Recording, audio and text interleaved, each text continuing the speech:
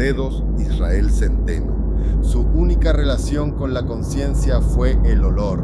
Así estuvo unas cuantas horas, un día o dos. El olor de la carne herida, los humores insanos, sanguaza y desinfectante.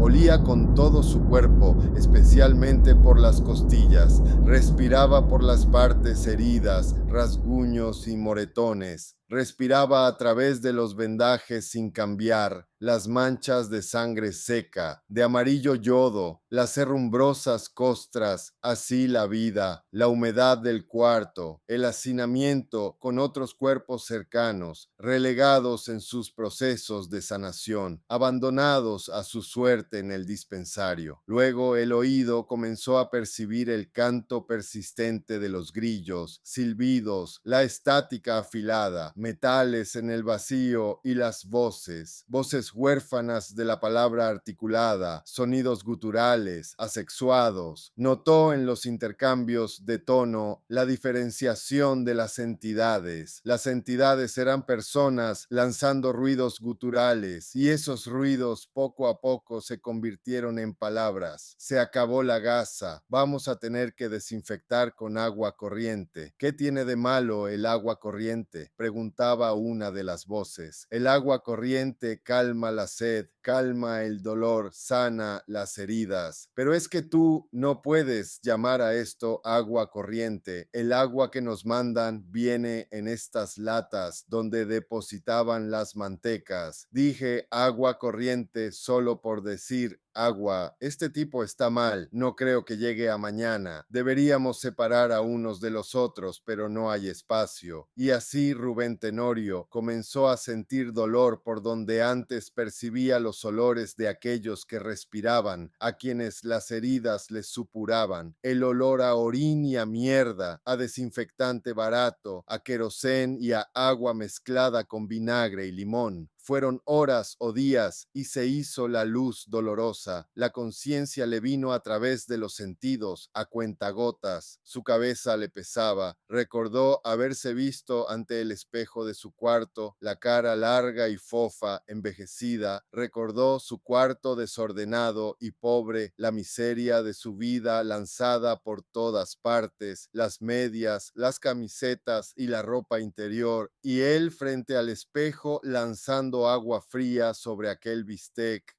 ahora echado sobre su espalda en un camastro improvisado en un dispensario. Comenzaba a recordar la protesta frente al canal de televisión, los muchachos adelantando como escuadras por los flancos, devolvían los petardos de gases lacrimógenos. Última escena, él avanza hacia el centro con las manos en alto, muestra sus credenciales, el roce de un proyectil, el golpe, la patada, otros golpes y la pérdida de conciencia. La luz era matutina, aún más clara e hiriente que la luz del mediodía. Era el resplandor del retorno de la conciencia, las formas del mundo volviendo a patadas sobre sus ojos inflamados. Aquel lugar parecía más un refugio que un dispensario. Paredes blancas manchadas de tizne y líquidos amarillentos, salpicadas de sangre y de otros fluidos menos nobles. Lo primero que se le ocurrió decir fue guirindajo. Repitió la palabra una, dos, tres veces. Primero de manera pausada, luego comenzó a enredar la lengua, a atropellar la R. Guirindajo, gritó. Las enfermeras o la gente que atendía allí iban de un lado a otro, atareadas, cargaban botes de agua, despejaban de basura los espacios, con golpes de escoba y pala cargaban a un herido y lo trasladaban. Hombres y mujeres con batas ajadas y poco limpias corrían entre los pacientes, todos ellos observados por los ojos del comandante, grafiteados en una de las paredes. Guiguindajo repitió y escuchó que alguien le respondía: no es Guiguindajo, es Arrendajo, es Turpial, pero él insistía: Guiguindajo. Una mujer se abrió paso entre el ajetreo de las tareas y se llegó hasta él. ¿Cómo te llamas, mi amor? Guirindajo. Sí, mi amor. ¿Pero cómo te llamas? Guirindajo, no pudimos hacer nada. En otras circunstancias te hubiésemos pegado el dedo, pero no había manera y lo tuvimos que amputar. ¿Cómo te llamas? Uben. ¿Te llamas Rubén? Sí, me llamo Uben. La luz perdió el resplandor inicial y se ajustó a la lobreguez del sanatorio. Eso es lo que es, pensó. No es un hospital ni un dispensario, es un sanatorio. Debo estar en el siglo XIX, debo estar loco, porque esto es un sanatorio. ¿Tu apellido, mi amor? Él cerró los ojos, no quería pronunciarlo, no quería escucharlo sin la R. La mujer insistió, ¿tu apellido, mi amor? Él le dijo, soy policía. La mujer le llevó la mano a la boca, en un gesto cómplice por silenciarlo. Dime tu apellido, mi amor. Guirindajo, repitió y cerró el puño de la mano izquierda. Entonces entendió que lo cerraba con un dedo menos. Había perdido el dedo medio. Sintió un fuerte dolor en la mano y ganas de llorar. Comprendió la situación en su magnitud. Quiso incorporarse, pero los dolores en sus costillas lo fijaban al camastro, sobre todo un dolor punzante en el esternón, mucho dolor. Intentó rodar la R. Primero la pensó y le fue imposible. Luego la hizo sonar D, C, D.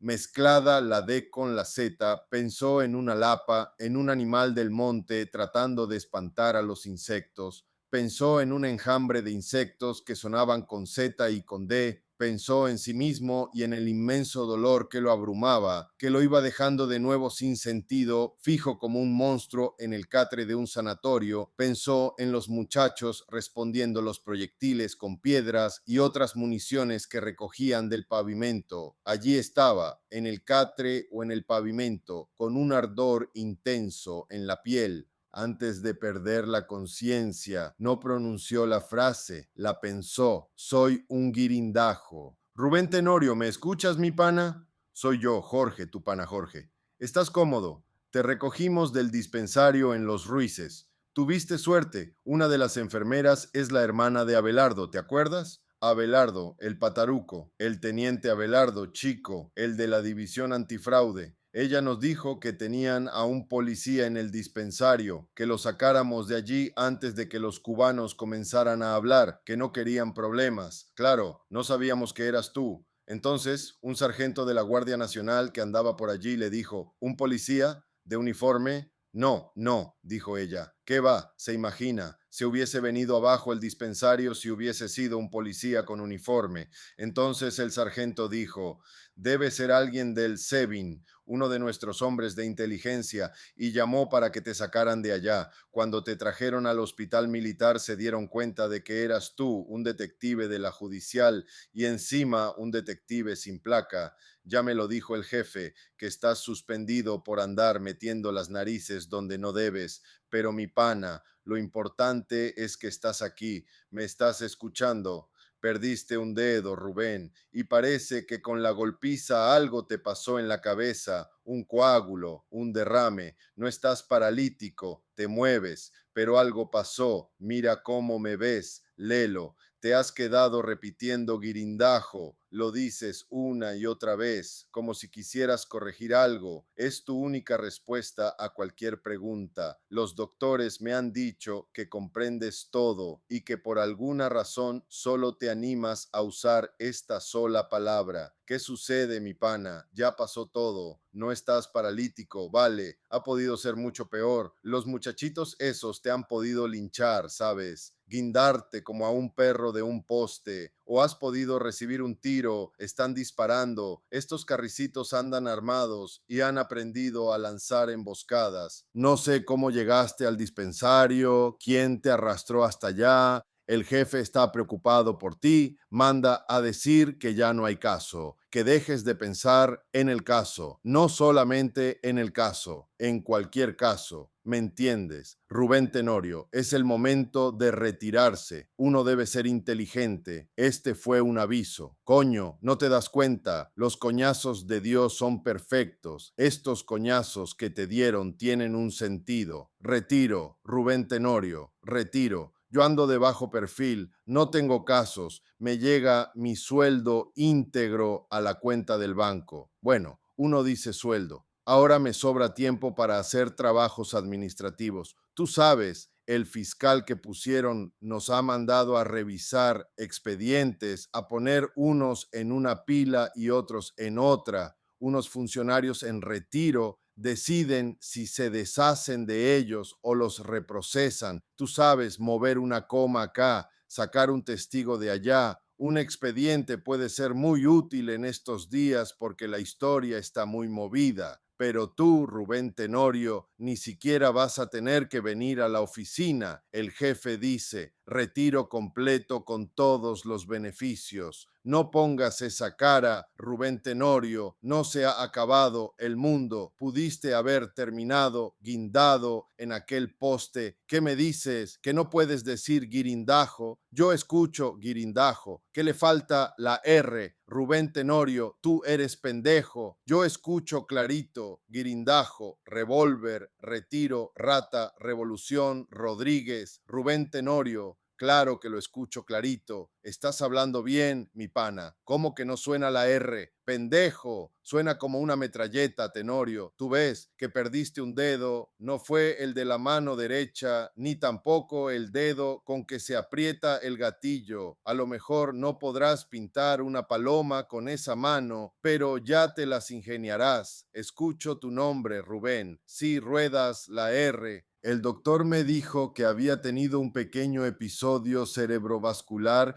cuando fui herido, pero que gracias a Dios, y debo agregar que gracias a mi maldita suerte, todo está bien. Me falta un dedo, pero no me importa. Estoy en mi apartamento. He ido recogiendo todo el desorden. No he lavado. He botado casi toda la ropa. Ahora me paso menos tiempo frente al espejo. Antes podía tolerar verme la cara vieja, gorda y flácida como un bistec, pero ahora me resulta insoportable agregarle el pelo al rape. Soy un bistec cabeza de bombillo o un bistec de lagarto con hueso, un osobuco. Esto me rebasa. Me han quedado 2 libros. No sé qué carajo hice con mi biblioteca. La gente no devuelve lo que se le presta. Tengo la Biblia, la Odisea de Homero y la piedra lunar de Collins. Aunque el doctor me prohibió comer alto de sodio, solo ordeno arroz chino, o eso que ahora llaman arroz chino, que no es ni arroz ni chino, sino un masacote frito del Only One. Paso las pastillas con cerveza y me acaricio la cicatriz del dedo con el dedo medio de la otra mano, como si estuviese masturbando el nudillo rítmica y pausadamente, y me he casado diciéndole coño, coñito. Ayer recibí un mensaje de Mariela. Quiere hablar conmigo, quiere que nos veamos en el centro comercial Trasnocho. Todavía se puede encontrar dónde sentarse y hablar un poco. Me dice, quiero contarte algo. Me dice, y la recordé, la flaca Mariela. Ella fue compañera mía en una clase de caricaturas que dictó el maestro Zapata antes de que cerraran el Ateneo. Tuvimos un sí y un no que resultó ser un par de sí en la parte trasera de mi auto. Entonces me preguntó por qué a un policía le puede interesar convertirse en caricaturista. No le respondí. Preferí ocuparme en darle la vuelta con la lengua a la corola de su pezón en 80 segundos. Eso era lo que me tomaba antes de brincar al otro y luego volver al anterior. Sucedió lo inevitable. Después de un par de visitas al Hotel Dallas, ella volvió a su vida. Ninguno de los dos quería enamorarse. Sin embargo, quedábamos de vez en cuando para tomar un café y mantuvimos el contacto por las redes sociales. Me había convertido en su amigo y más que todo en su confidente. Me contaba de sus otras improvisaciones fuera del matrimonio. Lo hago por una razón, me repetía. Luego la vida se fue poniendo dura para todo el mundo y cada vez fueron más esporádicos nuestros cafés y las confidencias hasta llegar al punto de saber poco y nada uno del otro. Me llega este email. En realidad me aburre. No entiendo para qué puedo servir yo o para qué puede servir un café en el trasnocho en estos escenarios revertidos. En realidad no quiero que vea mi cara de osobuco, le dije. Prefiero no ir, ando como todo el mundo, un poco deprimido. Además, no quiero cruzar la ciudad. Hoy me ha llegado otro email y me dice, te necesito, Rubén. Mi marido me está pidiendo el divorcio. Le respondí, dáselo. No se lo puedo dar. Rubén, le pregunté por qué y me contestó, porque está desaparecido. Luis José había desaparecido luego de armar una escena y gritar una, dos, tres veces, quiero el divorcio, y no soy yo quien se va a ir de la casa, quiero el divorcio y a mis hijos. Había descubierto las salidas de Mariela, no una ni dos, las salidas durante los últimos 7 años de su matrimonio. ¿Y tú qué? Increpó Mariela. Se estuvieron sacando los amoríos. Uno le achacaba al otro la premisa de la infidelidad. Mariela me juraba vía email que desde que nació José Alberto, el último de sus hijos, había quedado exhausta, desencantada, sin ánimo, concentrada más en encontrarle un poco de sentido a su encierro, a la vida que venían llevando. Meditaba y hacía yoga, busqué mi centro. Rubén Tenorio me escribió, no quería continuar encadenando aventuras. Llega el día, tarda, pero llega. Te das cuenta cuánto daño hace andar pescando letras de canciones para creerlas posibles de vivir. Pero Luis José, al verme enfocada en el presente, desarrollando una u otra posición de yoga flexible y con un desapego evidente a mi vida anterior, se puso capcioso.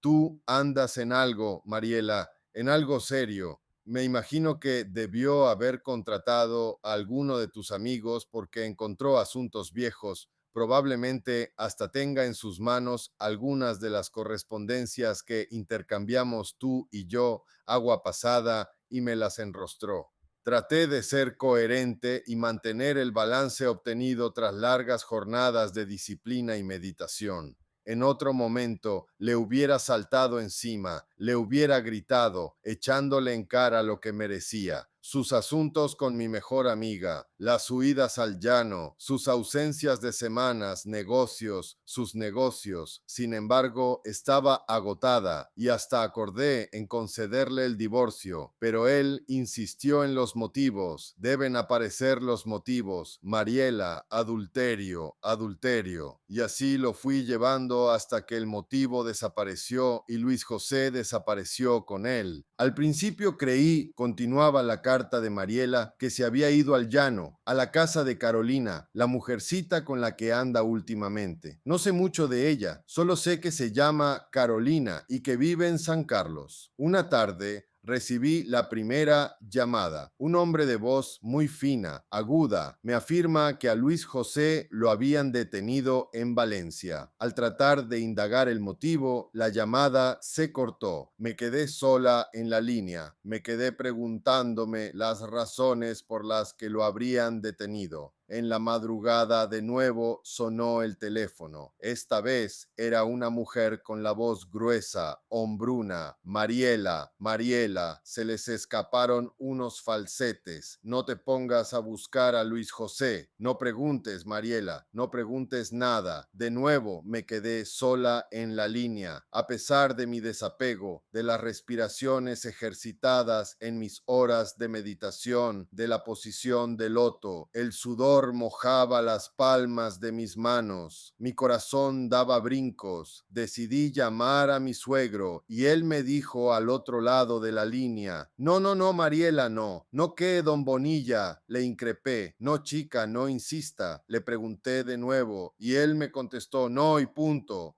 Luego colgó y entonces entré en pánico. Quise tomar las llaves del auto y embalarme a la casa de mis suegros, pero la ciudad estaba incendiada, ya sabes, guarimbas, manifestaciones. trancazos. Ni siquiera dentro de mi propia urbanización podía moverme. Disimulé ante los muchachos y busqué refugio de nuevo en la meditación y en el yoga. Entró un mensaje de texto de mi suegra. Si Bonilla te dice que no, Mariela, es no. Yo intenté inquirirla. ¿Por qué? No es por qué, me contesta. Es no. ¿Te acuerdas del cuento del gallo pelón? Tú no quieres que te cuente el cuento del gallo pelón. Mi boca se espesó. Mi saliva era amarga. Los músculos de mi cuello se tensaron. Entonces, cuando traté de respirar, todo comenzó a dar vueltas y me desmayé. Al despertarme, estaba en mi cuarto tendida sobre la cama y de inmediato vi a mis dos hijos a mis pies. Me miraban y movían sus cabezas negando como péndulos de reloj. Estuve a punto de gritar y uno de ellos me dijo: «Mamá, no te muevas, estamos esperando al doctor, no es bueno moverse en tus condiciones». La puerta se abre y entra Cañizales, el médico de la familia. Me pide que abra la boca. Di a Mariela. Ahora escúchame bien. Luis José está en problemas. No sabemos exactamente en qué tipo de problemas. Está desaparecido. Parece que hizo algo allá en San Carlos o en Valencia. Y ahora Bonilla tiene miedo, mucho miedo. El muchacho le ha comprometido los negocios. ¿Sabes lo que eso significa? Todos estamos en la calle. Y le pregunté yo: ¿cómo? ¿Por qué? ¿De qué se trata todo esto, Cañizales? Él solo dijo: es un asunto de faldas, es político, es un asunto de faldas escocesas, insistió, es político. Mis hijos tomaron al doctor por el brazo y lo acompañaron a salir del cuarto. Entonces se me ocurrió echar una ojeada a las redes sociales, abrir algunos hashtags en Twitter, faldas escocesas, nada. Quizás alguna pornografía, pero cuando invertí la palabra escocesas faldas, apareció el asunto. Carolina, la mujer que Luis José tenía en San Carlos, había sido asesinada. La atropelló una camioneta. Dicen que alguien enfurecido, un hombre del gobierno que trataba de eludir una barricada en aquel miserable pueblo. Imagínate tú, Rubén Tenorio, una barricada en aquel pueblo, porque ni siquiera vive en San Carlos, insurrección y alborotos en medio de la nada. Si no hubiese sido por todo lo que me había pasado últimamente, me hubiera desentendido del asunto. Los correos electrónicos de Mariela no tenían sentido, eran delirantes. Sin embargo, cabía preguntarse qué no se había vuelto delirante en los últimos días. Pensé en mí mismo, en el dedo perdido, los golpes frente al canal de televisión, los días en el hospital, en la obsesión por creerme incapaz de pronunciar la letra R. Ni modo, me interesó el caso, pues la vida se había convertido en un guirindajo. Guirindajo he dicho. Me animé a abrir la laptop y entrar a Twitter. Comencé por lo obvio: escocesas faldas, Carolina. Allí estaba todo, el arrollamiento y las otras circunstancias comentadas por Mariela en su email. Sentí una profunda tristeza. No pude determinar el por qué. Era yo quien se venía quebrando de a poco, pero de cuando acá había comenzado a sentir los crujidos, cuando intenté imaginar a aquella mujer súbitamente atropellada en la nada, y por la nada busqué su cuenta de Twitter. Nada llamativo, lo de siempre: frases tontas, comentarios sobre la Vinotinto, la entrega de los premios Emmy, el escote de las actrices, algunas fotos. Le hice seguimiento a sus me gusta y encontré una serie de repeticiones absurdas en los comentarios de otra cuenta. Pulsaba el icono del corazón cuando aparecía escrito algo como «tengo el dedo en el ojo». También colocaba un corazoncito a «el ojo tiene mi dedo», y así «tengo el dedo en la sien, en el entrecejo». Tuve el dedo allí, pero moco no como. O todos los dedos conducen a Roma. El jajajaja en español, jajajaja en inglés, finger. La cuenta que hacía el comentario sobre los dedos tenía el nombre de Supernumerario 2000. La habían abierto en el año 2006, por la misma época en que Mariela me vino con el cuento de la revancha. Porque tú sabes, Luis José me está montando cuernos con una perdedora en San Carlos o en Valencia. ¿Cómo no se acordaba de eso? No me lo mencionó en ninguno de los emails. ¿Quién sería Supernumerario 2000? Seguí más o menos la historia de sus tweets, aparte de las referencias a los dedos que parecían estar solo dirigidas a Carolina. Pude leer erráticas participaciones en la polémica nacional. Hubo una en especial que me llamó la atención sobre unas negociaciones ocultas que estaría haciendo un candidato de la oposición con un general del ejército en San Carlos. Ya no era casual que apareciera otra vez el mismo supernumerario 2000 tipeando todos los dedos conducen a Roma, mucho menos el me gusta de Carolina. Luego, supernumerario 2000 puso de espaldas al padre, seguido de espaldas al pueblo. Luego, entre las sombras y las tumbas, Carolina le responde haciéndole un retweet.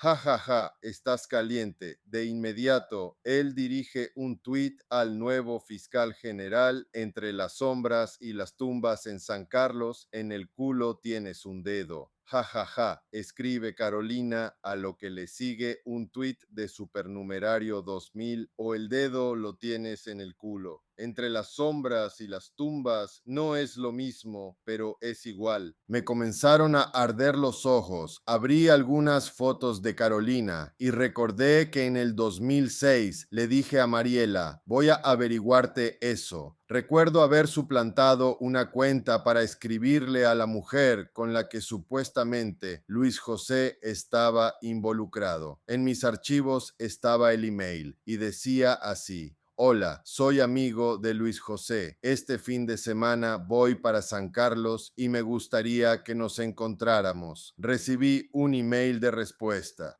No creo que seas amigo de Luis José, jajaja, pero si quieres, podemos vernos, pero no esta semana. Mi marido está en casa. Con qué facilidad me había dicho que tenía marido y con qué facilidad se había dispuesto a verme. Me resultaba bastante raro el asunto. Le escribí de vuelta. Entonces, la otra semana, pero mientras tanto, mándame una foto. En el email de vuelta recibí su foto, mejor dicho, de la cintura para abajo. Parada al borde de una piscina, la pieza del bikini estaba mojada. Está bien, escríbeme. Recuerdo que le mandé la foto a Mariela con un comentario bastante grosero, donde destacaba la sugerencia generosa de los genitales de su rival. Ella me contestó, déjalo así, ¿sabes qué? No me interesa. Yo le pedí que disculpara el comentario y le sugerí que siguiéramos investigando porque todo el asunto apestaba. Algo no estaba correcto. Mi memoria ha comenzado a funcionar de manera extraña. Recuerdo por los olores ninguna imagen en especial. Por ejemplo, cuando traté de recordar a San Carlos, me vino a la memoria el olor de sus iglesias, el olor de mi infancia frente a una de sus iglesias, mi sudor, el temor, la noche y los árboles, bucares. Se llaman bucares, me dijo mi madre, y olí la brisa batida por sus ramas. No era una imagen, la escena toda era un olor. La noche oscura sobre un oscuro pueblo, la plaza y el olor de nosotros sentados en la escalera de una iglesia, madera vieja, fieltro, incienso, algo quemado, la muerte, el más allá, el paraíso, el mismo infierno, en esa noche tenía un olor. Ahora San Carlos se me antojaba el mismo, quemado y oloroso a Bucares, epicentro del cielo y del infierno. Olía Carolina, el abismo de su existencia, pobre olor de mujer confinada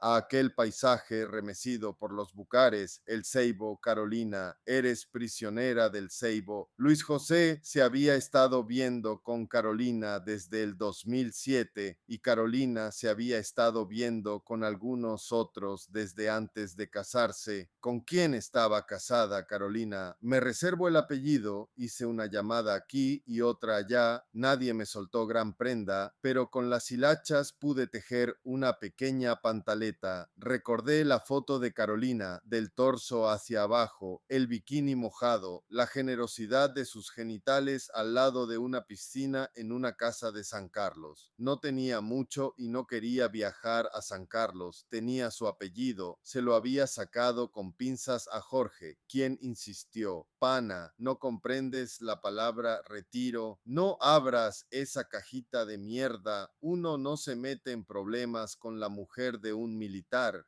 Supuse quien había matado a Carolina, un carro sin placas, el carro del marido o de Luis José. A partir de allí y de lo que tenía, indagué un poco más. ¿Qué metáforas sugieren todo este asunto de los dedos en la cuenta de Supernumerario 2000? Chantaje, acusación, señalamiento, el dedo en la sien, el dedo en el entrecejo y sobre todo el dedo en el culo del fiscal. ¿A quién señalaba? Evidentemente a alguien que jugaba con Carolina. Carolina señalaba a alguien. Supernumerario 2000 señalaba a alguien y el caso llegaba hasta el fiscal. ¿Cuántos dedos tiene una mano? Mi mano izquierda ahora tiene 4, pero antes tenía 5, y si yo hubiese sido supernumerario podría contar 6 o 7 dedos, 2 apéndices, 2 guirindajos. ¿Por qué estaban tan empeñados los padres de Luis José en mantener a Mariela al margen? Las empresas en Valencia, las empresas en San Carlos, las empresas en Caracas, luego los dedos, tantas empresas como dedos, el dedo en la sien, el dedo en el entrecejo y el dedo en el culo. En realidad no tengo mucho, mi cara se irrita y la siento aún más abotagada e inútil. Puedo oler mi mirada, una mirada ociosa. ¿A qué huele una mirada ociosa? Le escribo un email a Mariela. Tu suegra lo ha dicho todo. Es el cuento del gallo pelón. Todo lo que hemos tenido por respuesta últimamente ha sido el cuento del gallo pelón. Como decía mi abuela, no hay que pagarle un real al brujo. Luis José y Carolina estaban chantajeando al marido, probablemente con dos propósitos. Uno de ellos, entregarlo al fiscal, arruinarle la carrera. El otro puede haber sido el dinero. Tengo entendido que las empresas del papá de Luis José han sido presionadas para que dejen de importar lavamanos y posetas desde China y que ellos ya habían invertido algo de capital en la operación. Tengo entendido que les mandaron a lanzar las posetas por la borda del barco que las traía. Otra compañía había entrado en juego. Eso es todo, pero no es un punto final. Envié el correo electrónico y luego me quedé jugando con el navegador de la laptop. Entraba y salía de páginas, abría un video que no terminaba de ver o escuchar, dejaba correr las entradas en el Twitter, una forma de fluir, de serenarme, de volver a la neutralidad del retiro a la que había sido condenado. La noche entró abrupta por la ventana. Era un peso, una abrasión. Mis costillas resentían la ausencia de la luz y en mi pecho resonaba la inexistencia de las imágenes. La ceguera paradójica, oscura y blanca de mi habitación. Pude haberme quedado dormido y soñar. Una mujer hace correr los rieles de una puerta que da a su patio y en su patio encandila el agua azul de una piscina. Hay bochorno, calor. Ella camina indiferente y se lanza al agua con estilo sin detenerse en el borde. Nada. Largas brazadas surcan el azul reflejado en todas las dimensiones de aquel patio. Ella nada en 4 dimensiones, encerrada en un cubo. Huelo su respiración y siento con ella la paz obtenida al sincronizar la entrada y la salida del aire. Con el aire me lleno, con el aire me vacío. Ella repite y yo repito con ella. Entonces, cuando se vacía, nado dentro de su nado en dirección a su vacío. El azul me enceguece. He debido seguir aquel juego nacido hace 7 años, probablemente hubiese llegado al epicentro de aquella existencia recluida en las 4 dimensiones de su patio. Ella sigue nadando, no se percata de la presencia del hombre que pasea por el borde de la piscina. El cuento del gallo pelón había dado resultado. Caí en cuenta. Pude atar cabos, el cargamento de posetas y lavamanos lanzado al mar y la misión vivienda. El asunto comenzaba a encajar. Sonó mi celular. Contesté y al otro lado escuché la voz del teniente Abelardo, de la división antifraude. ¿Qué coño se supone que estás haciendo, Rubén Tenorio? Le respondí que nada. Salte del Twitter, me ordenó. Pero teniente, yo solo estoy siguiendo un juego. Tú iniciaste el juego, Rubén Tenorio, y cerró la llamada. Al rato recibí un mensaje de texto, esta vez de Jorge. Retirado, Rubén, retirado. ¿No comprendes el significado de la palabra? Después, en otro texto, retirado, salte del Twitter. No le hice caso y puse poseta, poseta, poseta, lavámanos poseta. Esta vez vi aparecer la señal de correo electrónico en la pantalla. Era Mariela, con una sola frase. No es no, Rubén, retírate. Todos estamos bien en casa. ¿Qué quería indicarme con aquello? ¿Había aparecido Luis José? Entonces, toda la tontería de Supernumerario 2000 y Carolina tenía sentido, escondía una acusación y era evidente a quién molestaba. Mi cabeza de osobuco y mi cara de bistec empezaron a despedir el olor de lo podrido. Me sentí mal. Esta vez, lleno de incertidumbre, me acercaba por el incierto camino de la virtualidad a la certeza. No es que sí, no es que no, es que sí quieres que te cuente el cuento del gallo pelón.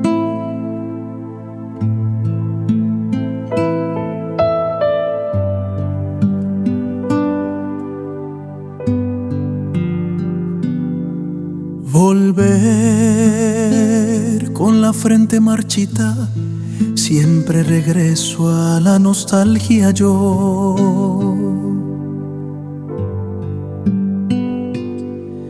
Como un cine antiguo 70 en Technicolor, la sombra temblando bajo el farol.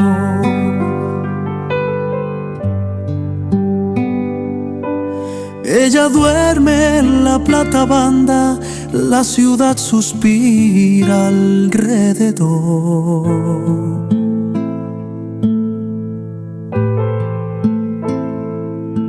Su mirada cruza San Pastor como si el universo la invitara sola a mirar mejor.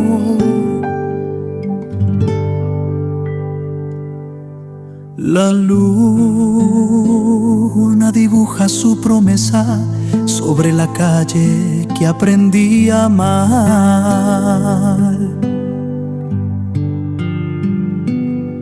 Y vuelvo al tiempo de las escaleras, a serenatas mal cantadas por 4 gatos borrachos de soledad.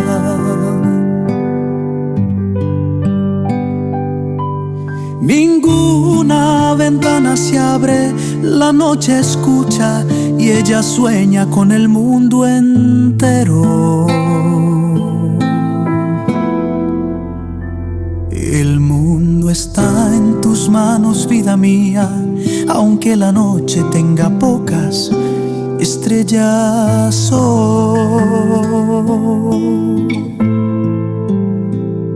Caracas ardía de luces y ruido, joven desvelada, llena de voz. 20 años no son nada si este bolero sigue hablando por mí. Si para romper un coco basta un recuerdo y un amor que nunca aprendió a venir.